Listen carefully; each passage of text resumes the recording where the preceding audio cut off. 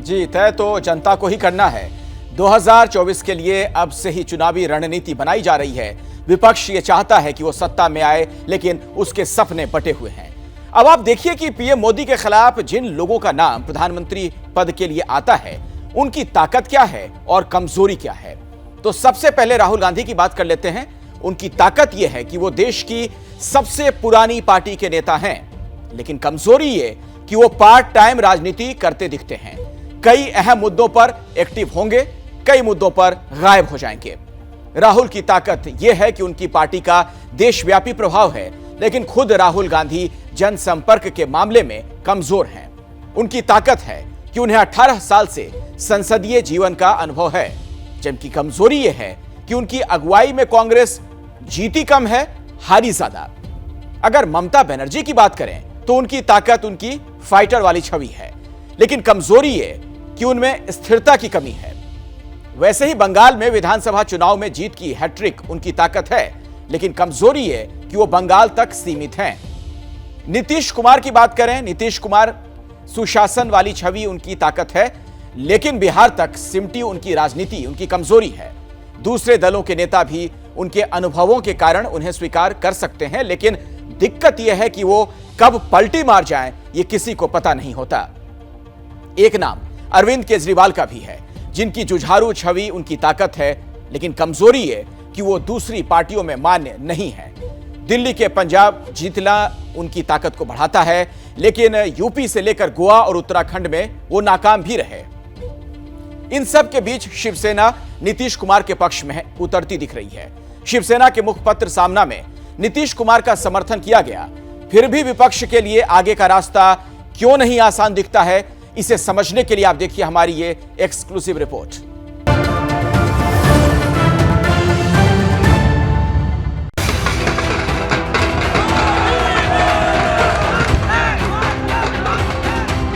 बात 2024 की हो रही है, यानी 2 साल बाद की, तो हमें एक झलक 2019 की देखनी होगी, यानी 3 साल पहले की। उस चुनाव में नरेंद्र मोदी ने दोबारा ऐसी जीत हासिल की थी जो 48 साल बाद किसी प्रधानमंत्री को मिली। लोकसभा का जनादेश हम सब देशवासियों के पास नए भारत के लिए जनादेश लेने के लिए गए थे।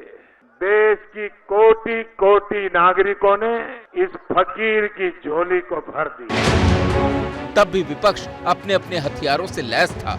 अब बिहार के तख्ता पलट के बाद विपक्ष में नई ऊर्जा आ गई है, लेकिन 3 साल पहले का घटनाक्रम यही बता रहा है कि प्रधानमंत्री मोदी से पार पाना मुमकिन नहीं है। 2019 के लोकसभा चुनाव में कांग्रेस अपनी न्याय योजना से लैस होकर आई थी, जिसमें आम आदमी की जिंदगी सुधारने का वादा था।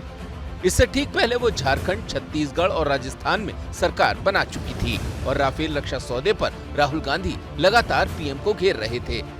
लेकिन चुनाव के नतीजों ने बता दिया कि लोगों ने राहुल गांधी पर नहीं, बल्कि प्रधानमंत्री मोदी पर भरोसा किया। चौकीदारों को चोर कहा, और जब चौकीदार सारे मैदान में आए और हर हिंदुस्तानी चौकीदार कहने लगा, तो उनके मुंह पे ताला लग गया। क्या बोला तुमने? कहते हैं चोर है।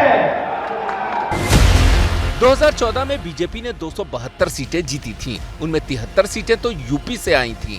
उसमें भी बीजेपी को 71 सीटें मिली थीं। लेकिन 2019 के चुनाव में समाजवादी पार्टी और बीएसपी ने हाथ मिला लिया। तब माना गया कि ये इतना मारक समीकरण है कि बीजेपी के लिए यूपी जीतना आसान नहीं होगा।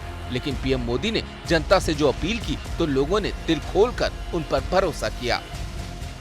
बुआ हो या बबुआ, यूपी की समझदार जनता को ये लोग सिर्फ जाति में बांटकर देखते हैं। उपचुनाव में नीतीश कुमार बीजेपी के साथ थे। तब उन्होंने 17 सीटों पर चुनाव लड़कर 16 सीटें जीती थी। लेकिन आज नीतीश का रुख बता रहा है कि अगला चुनाव वो बीजेपी के खिलाफ लड़ेंगे। सवाल है कि वो लड़ने के लिए होगा या लड़कर जीतने के लिए होगा। नीतीश कुमार की पार्टी का मकसद साफ दिखता है कि वो नरेंद्र मोदी को प्रधानमंत्री पद से हटाना चाहते हैं। जेडीयू का गणित है कि बीजेपी को 303 सीटें मिली थी, यानी बहुमत के लिए जरूरी 272 से 31 सीट ज्यादा। जेडीयू को लगता है कि अगले चुनाव में बीजेपी पश्चिम बंगाल की जीती हुई 18 सीटें हार जाएगी और बिहार की 17 सीटें। यानी 35 सीटों का सीधा घाटा।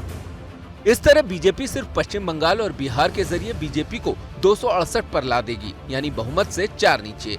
अगर बाकी राज्यों में भी बीजेपी की हार हुई तो जेडीयू इस तरह पीएम मोदी को रोक देगी। लेकिन अगर बीजेपी का अपने दम पर भी बहुमत नहीं रहेगा तो इसको भी वो अपने लिए फायदे का सौदा मान रही है। बहुमत का आंकड़ा 272 है,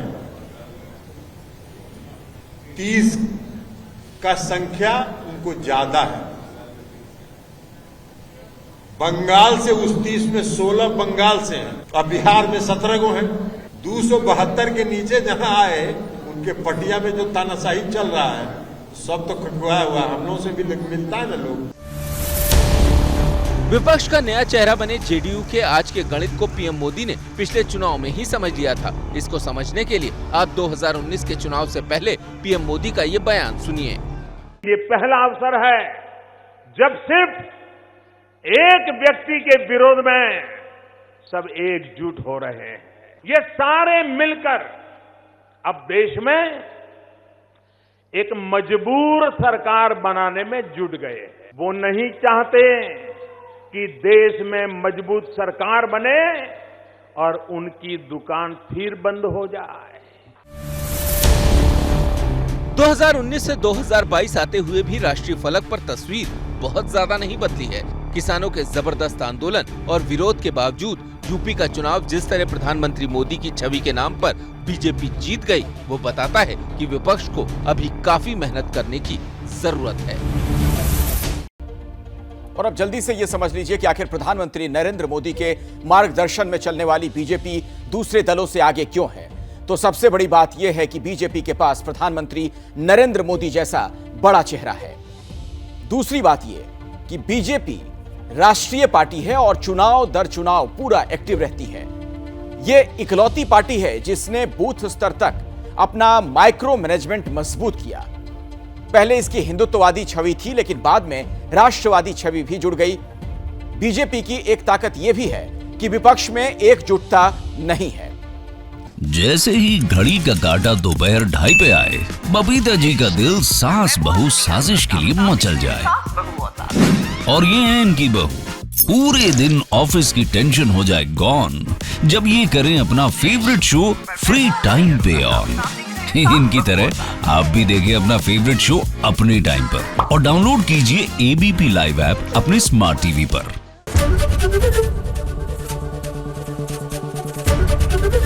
एबीपी न्यूज आपको रखे आगे।